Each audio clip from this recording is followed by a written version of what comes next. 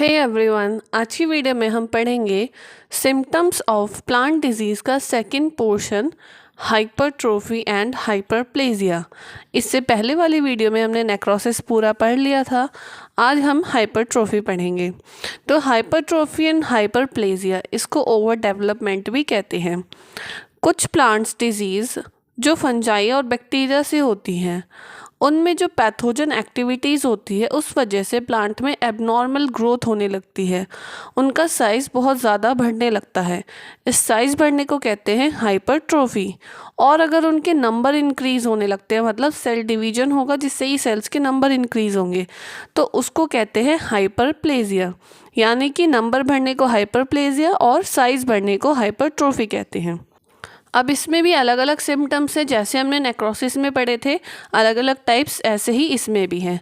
तो सबसे पहला इसमें गॉल्स या फिर ट्यूमर्स तो ह्यूमन में भी होता है, ऐसे ही सेम प्लांट्स में भी होता है। इसमें जो प्लांट के पार्ट जो भी इन्फेक्टेड होता है वो बहुत ही इलोंगेटेड हो जाता है और वो फंगल माइसीलियम से फिल हो जाता है। इसका एग्जाम्पल है क्राउन गॉल डिजीज़, जो कि एग्रोबैक्टीरियम ट्यूमेफेंसिस से होती है।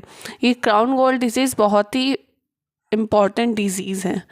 नेक्स्ट है इसमें वार्ट मतलब होता है मस्से, यानी कि इसमें प्लांट्स के ऊपर, जैसे कि स्टेम या फिर ट्यूबर वाला पार्ट है, उसके ऊपर वार्ट अपीयरेंस होता है, यानी मस्से जैसा कुछ उभार जैसा अपीयरेंस होता है और ये डिस्कलर्ड होता है।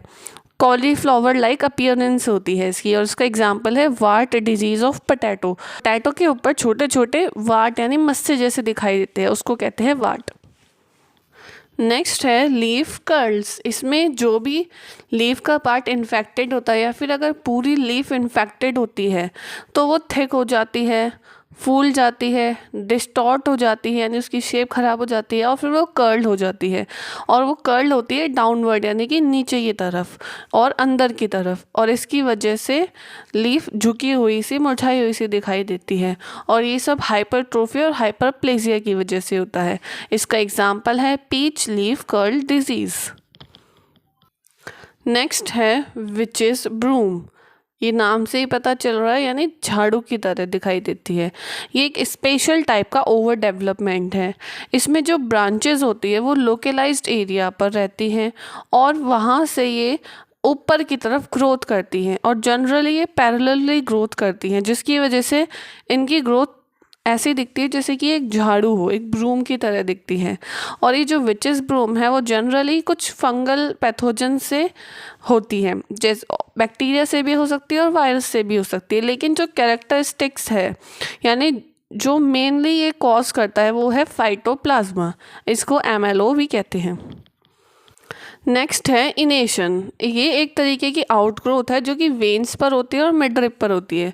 वेन्स और मिडरिप लीफ में होती है जो कि कंडक्शन का काम करती हैं, और ये लीफ की लोअर सर्विस पर होती है इनेशंस।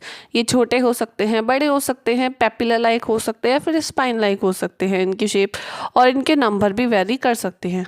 अब इनके डायग्राम देख लेते हैं। ये है गॉल्स का डायग्राम। यहाँ पर ये देखिए बहुत ज़्यादा ओवर ग्रोथ हो गई, जिससे यहाँ पर एक गांठ जैसी बन गई, इसको कहते हैं गॉल्स या फिर ट्यूमर। नेक्स्ट है ये वार्ट। ये है एक पोटैटो में डिजीज़ थी, इसके ऊपर ऐसे मस्से जैसे होने लग जाते हैं, इसको कहते हैं वार्ट।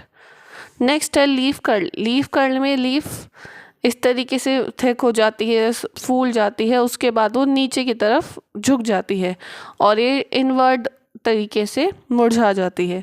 तो ये लीफ कर्ल में डिजीज़ ऐसे दिखती है।